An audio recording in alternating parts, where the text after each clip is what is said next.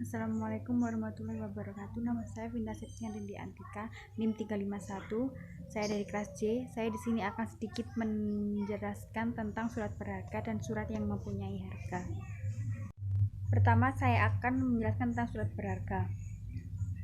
Surat berharga adalah surat yang oleh penerbitnya sengaja diterbitkan sebagai pelaksanaan pemenuhan prestasi yang berupa pembayaran sejumlah uang. Tetapi pembayaran itu tidak dilakukan dengan menggunakan mata uang, melainkan dengan menggunakan alat bayar lain berupa surat yang di dalamnya mengandung suatu perintah kepada pihak ketiga atau pernyataan sanggup untuk membayar sejumlah uang kepada pemegang surat tersebut. Menurut HMN Purwosucipto, surat berharga itu adalah surat bukti tuntutan utang, pembawa hak, dan mudah diperjualbelikan. Surat berharga mempunyai 3 fungsi utama, yaitu yang pertama, sebagai alat pembayaran atau alat tukar uang. Yang kedua, sebagai alat untuk memindahkan hak tagih atau diperjualbelikan dengan mudah atau sederhana. Yang ketiga, sebagai surat bukti hak tagih atau yang biasa disebut dengan surat legitimasi. Contoh surat berharga: wesel, surat sanggup, cek, kwitansi, saham, bill of lading.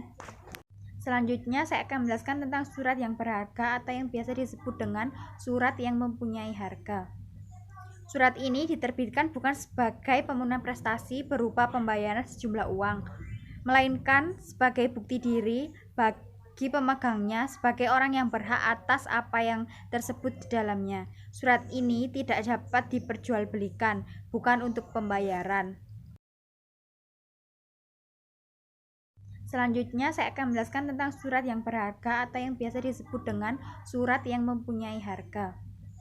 Surat ini diterbitkan bukan sebagai pemenuhan prestasi berupa pembayaran sejumlah uang, melainkan sebagai bukti diri bagi pemegangnya sebagai orang yang berhak atas apa yang tersebut di dalamnya. Surat ini tidak dapat diperjualbelikan, bukan untuk pembayaran.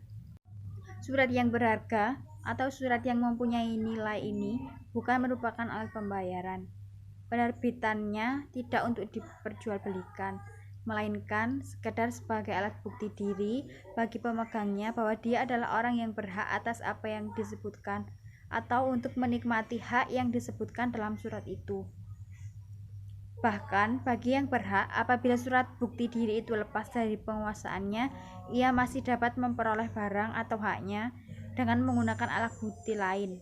Misalnya, surat titipan sepeda motor yang hilang.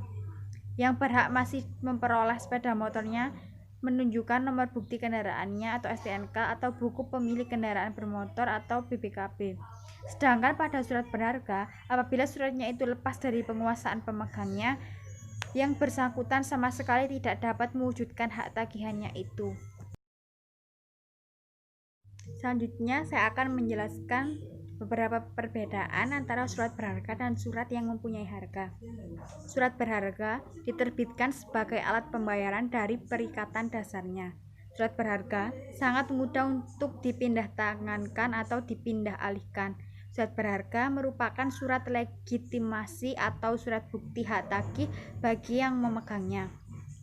Adapun bentuk surat berharga tersebut ditentukan oleh peraturan tertentu dalam Kitab Undang-Undang Hukum Dagang, Keputusan Presiden, Keputusan Menteri, dan Keputusan Bank Indonesia. Sedangkan surat yang berharga melekat pada suatu hak. Surat yang berharga sukar untuk dialihkan atau dipindah tangankan.